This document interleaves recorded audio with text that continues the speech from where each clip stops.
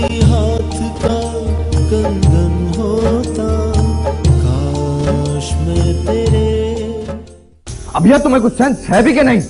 जब देखो कुछ भी कहे चले जाती हो बगैर सोचे समझे, और स्पेशली मॉम के बारे में। तो इसमें इतना गुस्से होने वाली कौन सी बात है? मैं तो वही बता रही हूँ जो मैंने देखा, जो मैंने महसूस किया। अभी अब तुम्हारा दिमाग खराब है, पागल हो गई हो तुम। हाँ, तो मुझे एडमिट करवा दो ना मेंटल हॉस्पिटल में। तुम्हें तो वैसे भी मैं पागल ही लगती हूँ। तुम पागल हो या नहीं वो मुझे नहीं पता, लेकिन मुझे जरूर पागल कर दोगी। आज तक किसी में इतनी हिम्मत नहीं हुई कि मुझसे इस लहजे में बात करे। आई डोंट नो अजान, मैंने आपको इतनी रिलैक्सेशन क्यों दी हुई है? अब यार तुम खुद मजबूर करती है मुझे ऐसी बात करने पर। आप सारा इल्जाम मुझे देते रहेंगे, अपनी मॉम से जाकर वजाहत नहीं मांगेंगे? तुम्हें शर्म नहीं आती ऐसी बात करते हुए? तुम सोच भी कैसे सकते हो कि एक बेटा अपनी माँ से ये वजाहत तलब करेगा? अगर बात गलत हो तो मांगी जा सकती है। मैं अपनी मॉम को बहुत अच्छी तरह जानता हूँ। मैं जानता हूँ कैसी जिंदगी गुजारी है उन्होंने। आपको मेरी बात बुरी लगी है ना? नहीं, बहुत मजा आया मुझे तुम्हारी ये बात सुनकर। हैरत तो इस बात की है कि इतनी बड़ी बात की तुम्हारी आगे कोई अहमियत ही नहीं। क्या मैं एक बार फिर सॉरी बोल सकती हूँ? कितनी बार सॉरी करोगी अभी? कितनी बार? जब तक आप एक्सेप्ट करते रहेंगे। एक्सेप्टेड। थैंक यू अजान। मैं चेंज करने जा रहा हूँ, सो जाओ।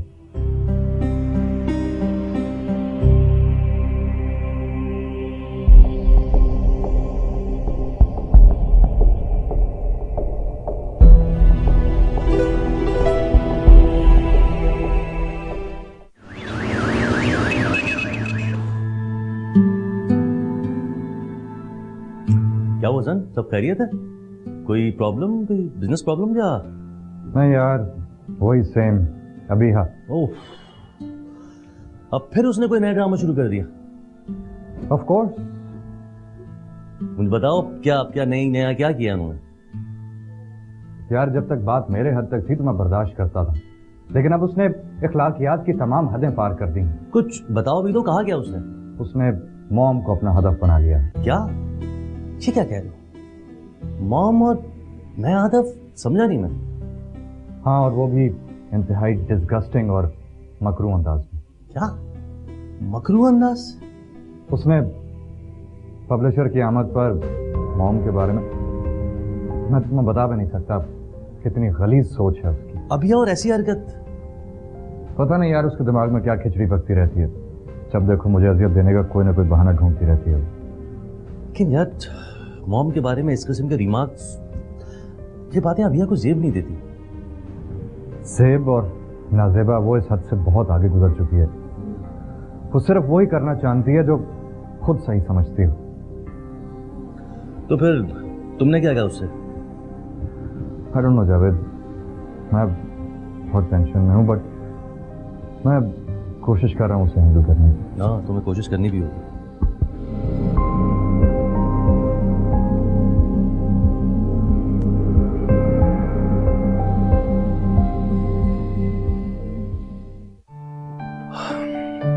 हेलो नवीन। ओह हाय, कैसे हैं आप? मैं बिल्कुल ठीक ठाक, फर्स्ट क्लास, और मजीद अच्छा हो सकता हूँ अगर। प्लीज जावेद, अब वो बाप बंद हो चुका है। देखो नवीन, मैं ये नहीं कह रहा कि तुम अपनी कहानी का हीरो मुझे बनाओ। मैं सिर्फ इतना कह रहा हूँ कि इस दुनिया में अच्छे लोगों की कमी नहीं है, और अजान और मुझसे ज्यादा भी अच्छे लोग इस दुनिया में मौजूद हैं। बिल्कुल मौजूद हैं, मगर वैसे नहीं है जैसा मैं चाहती हूँ। ओह कम ऑन, समझ गया मैं। तुम काम करो, मैं चलता हूँ। लारस।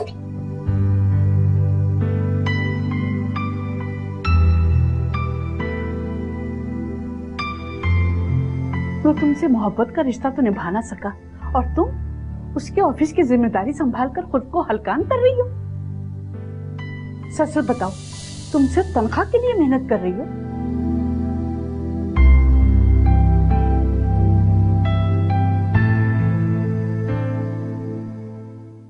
अच्छा किया तुम यहाँ आ गई, मैं तुम्हारी तरफ ही आने का सोच रही थी। इसको कहते हैं दिल को दिल से राह होती है। वाह, अमेरिका पलट लड़की और ऐसी उर्दू। अमेरिका में रहने का मतलब ये तो नहीं है कि हम अपनी पहचान भूल जाएं। हाँ ठीक कह रही हो, कुछ लोग तो यहाँ पर रहकर भी भूल जाते हैं। खैर छोड़ो, हम भी क्या बातें लेकर बैठ गए। वैसे भी मैं हैरान हूँ कि तुम जैसी आजाद लड़की ने शादी की पाबंदी कैसे कबूल कर ली। इसमें इतना हैरान होने वाली कौन सी बात है? ये दिल भी है ना, बड़ी अजीब चीज है। जितना मर्जी बचा लो, लेकिन जिस पर आना होता है उस पे आ ही जाता है। पता नहीं मुझे कब मिलेगा और कौन होगा मेरे दिल का चोर। चलाओ कुछ खाने चलते हैं। बेहतर है कि आप करम बाबा को इंस्ट्रक्शन देते हुए। जी ओके।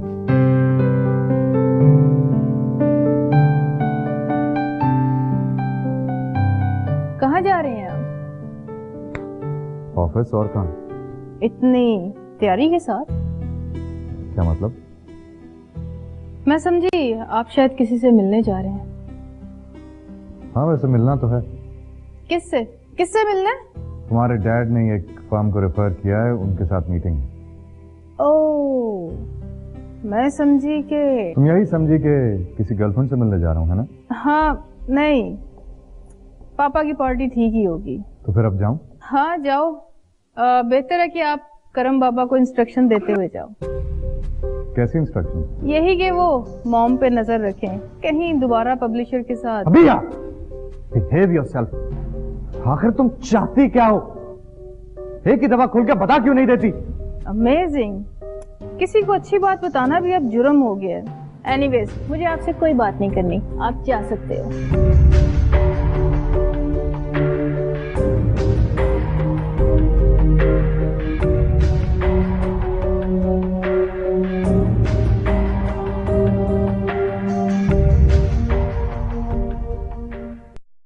मैंने कहा सब समझ गया सर। यूं समझो कि इस मुल्क और इस शहर का सुकून तबाह और बर्बाद करना है, ताकि लोग हुकूमत के खिलाफ खड़े हो जाएं। मगर सर इस कार्रवाई में सैकड़ों लोगों की जान जा सकती है। तो जाने दे मैनेजर साहब, हम इन लाशों को सीढ़ी बनाकर ऊपर की मंजिल तक पहुंचना चाहते हैं। ठीक है सर, हो जाएगा। और हाँ, जितना पैसा इस पर खर्च करो। इस मामले में मैं कंजूसी का कायल नहीं हूँ। आपकी हिदायत के मुताबिक मैंने तिजोरी के मुंह पहले ही खोले हुए हैं, और इसी वजह से दौलत के लालच में लोग हमारी मर्जी के मुताबिक काम कर रहे हैं। Good, very good. सर बुरा ना माने तो एक बात पूछूं? हाँ हाँ जरूर पूछो। सर आपके पास इतनी दौलत है, दुनिया का आराम और आसाइश है, फिर इन सबके होते हुए मुल्क के अमन और लोगों की जानों से क्यों खेलना चाहते? ताकत के लिए मैनेजर साहब, ताकत के लिए। यहाँ पर वही आदमी कामयाब है जिसके पास ताकत हो, और मैं अपनी दौलत की ताकत के बल पर यहाँ का सबसे ताकतवर इंसान बनना चाहता हूँ, ताकि इस मुल्क को मैं अपनी मर्जी से चला सकूं। तो आप फिर खुद इलेक्शन में खड़े होंगे? इतना बेवकूफ भी नहीं हूँ मैनेजर साहब। सर आपका प्लान तो बहुत जबरदस्त है। सर इस सिलसिले में क्या कुछ बैरूनी ताकतें भी हमारे साथ दे रही हैं? मैं इतना भी गद्दार नहीं हूँ कि दूसरों के हाथों बिक जाऊं। ये तुम्हारा प्रोपेगेंडा है, ताकि हुकूमत का ध्यान कहीं और हो, हमारी तरफ उनकी नजर न पड़े। वेरी गुड सर, क्या प्लानर है आप।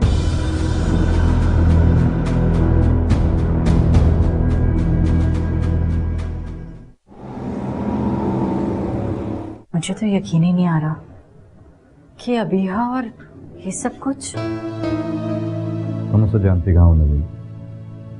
अगर वो चाहे तो इससे पता नहीं और बड़ी क्या क्या हरकतें कर सकती है। लेकिन उसे कम से कम आपकी वालदा का एहतराम तो करना चाहिए था ना। नवीन पता नहीं, शायद वो ये समझती है कि मॉम के आने से मेरी मोहब्बत और अटेंशन बढ़ जाएगी। ये तो उसकी ज्यादती है सरासर। देखते हैं कि उसकी ज्यादती और हमें कैसे कैसे दिन दिखाती है।